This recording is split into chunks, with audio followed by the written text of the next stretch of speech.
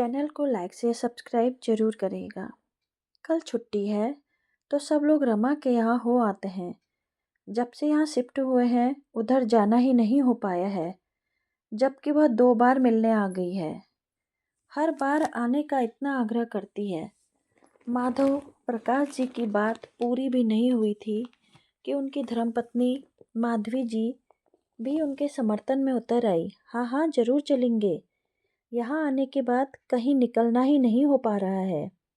इसी बहाने थोड़ा चेंज तो हो। कहते कहते उन्होंने जीप काट ली। कहीं बेटी विभा को बुरा न लग जाए। विभा का यूपीएससी का रिजल्ट आए सप्ताह भर होने का था।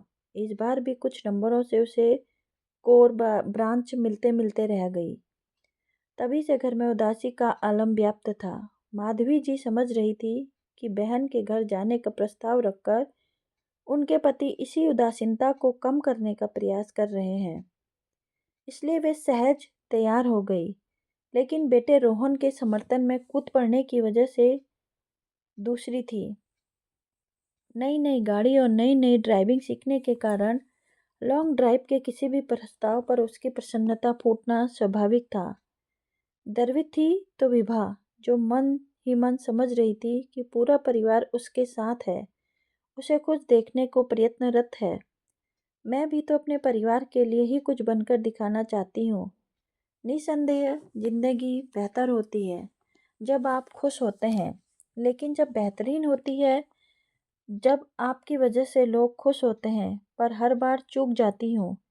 चलो बड़ी खुशियाँ नहीं जुटा पा रही हूँ तो उनसे ये छोटी छोटी खुशियाँ भी क्यों छीनूं। इसलिए बुझे मन से उसने भी स्वीकृति दे दी। दीप्ति आजकल क्या कर रही है माँ? विभा ने पूछा। पहले तो पीओ आदि बैंक परीक्षाओं की तैयारी कर रही थी, कहीं हुआ नहीं तो वह अब बीएड कर रही है। विभा का मूड ठीक देख माधवी जी ने धीरे से अपने मन की बात रख दी। तेरा जिस सब ऑर्डिनेट सर्विस में चयन हुआ है उसे ही ज्वाइन कर ले, सब अच्छी ही होती हैं। उसने बेहतर ऑफर तो मुझे मेरी कोचिंग वाली दे रहे हैं, मैं तो वह भी नहीं स्वीकार रही। विभा तुनक गई। क्यों? अच्छा तो है, इतना पढ़ाई की है, ज्ञान अर्जित किया है, तो उसे बांट कर ही खुश हो ले। माँ ने फिर प्रयास किया। यदि फिर से परीक्षा देने का मन है और दिल्ली नहीं लौटना चाहती तो राघवेंद्र से ही गाइडेंस ले ले। पिछली बार भी उसने तेरी कितनी मदद की थी, याद है ना?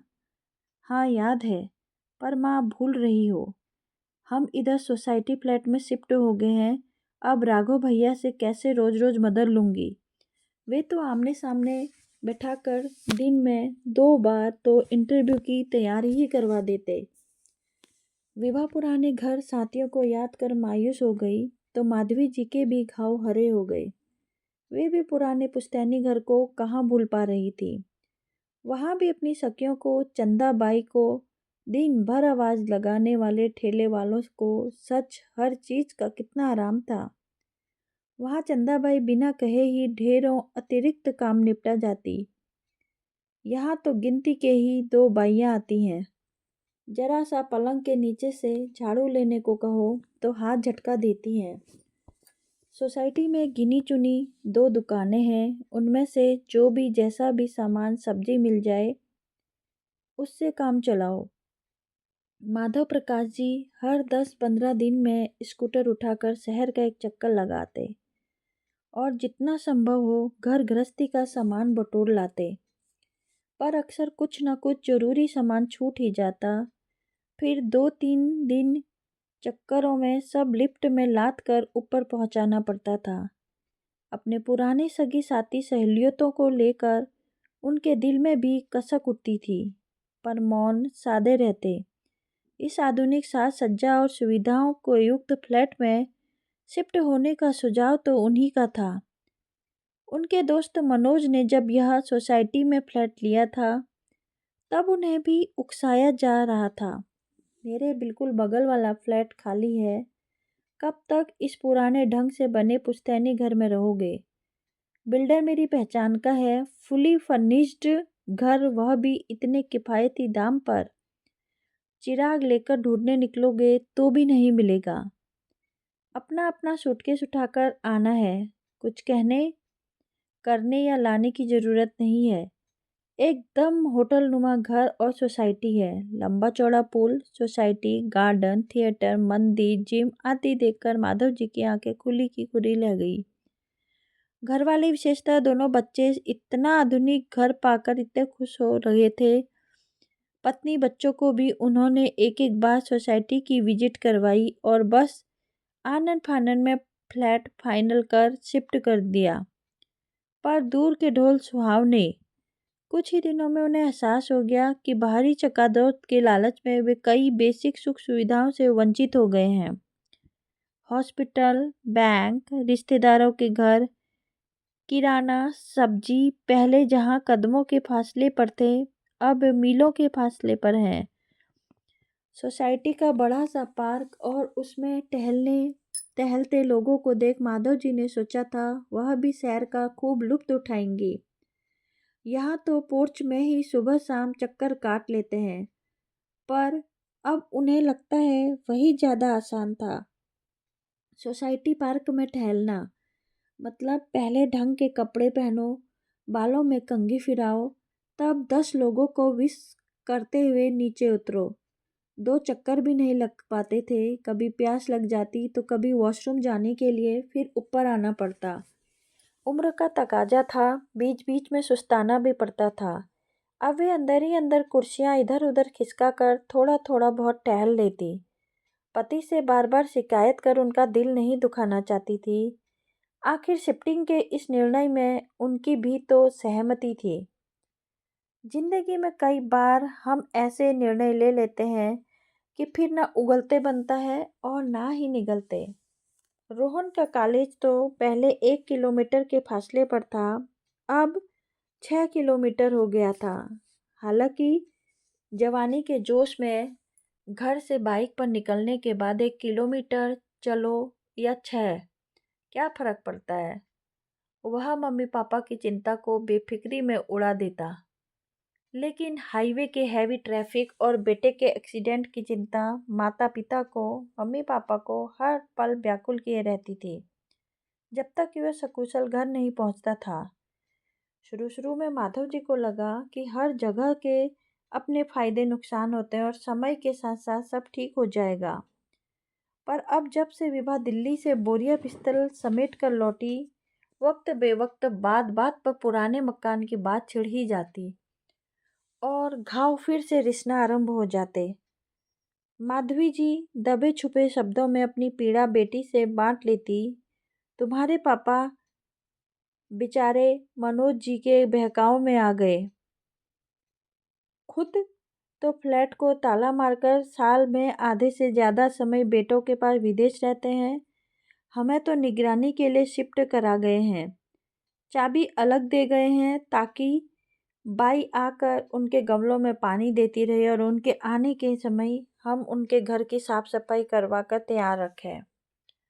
माधवी जी के कानों में फुसफुसाहट पड़ ही जाती और वे सोचने को मजबूर हो जाते, क्या सचमुच उनके दोस्तों ने उन्हें बलि का बकरा बनाया है।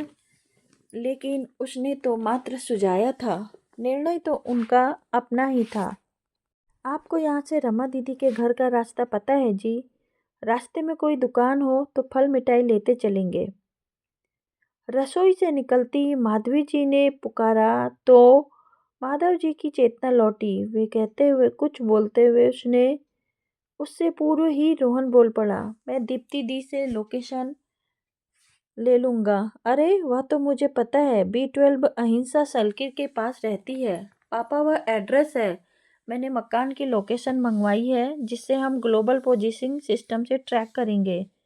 पति पत्नी एक दूसरे का मुंह ताकने लगे। अभी गाड़ी में बैठेंगे तब मैं ये स्क्रीन पर दिखाऊंगा आपको। गूगल देवी साथ साथ बोलती भी जाएंगी कि आपको कितनी आगे से किधर मुड़ना है। दोनों को लगा रोहन मजाक कर रहा है, पर गाड़ी में बैठने के बाद सब कुछ वैसे ही होते देखा सुना तो वह हैरान रह गया।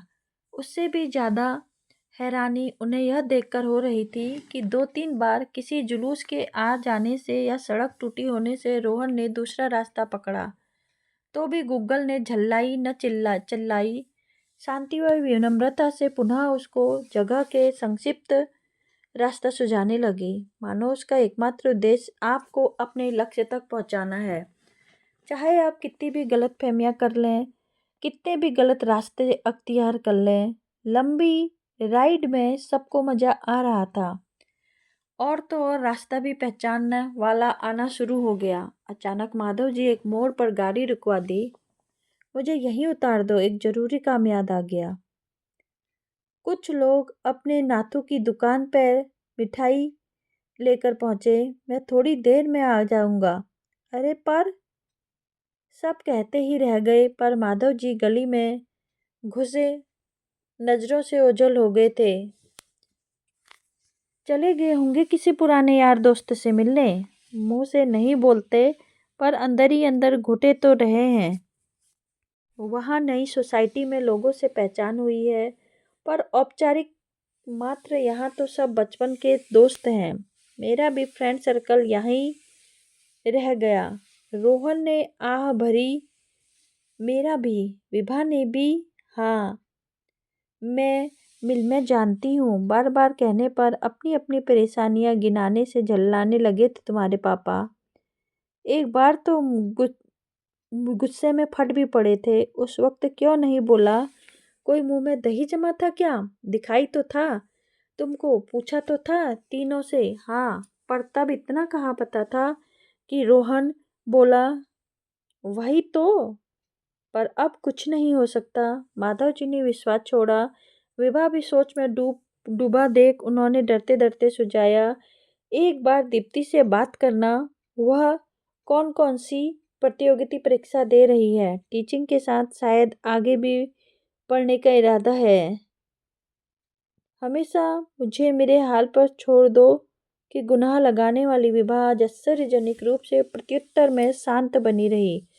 बुआ के यहाँ सभी को बहुत आनंद आया। अच्छा भोजन खाना और अपने अपने हम उम्र साथी के साथ साथ सबका वक्त अच्छा बीता।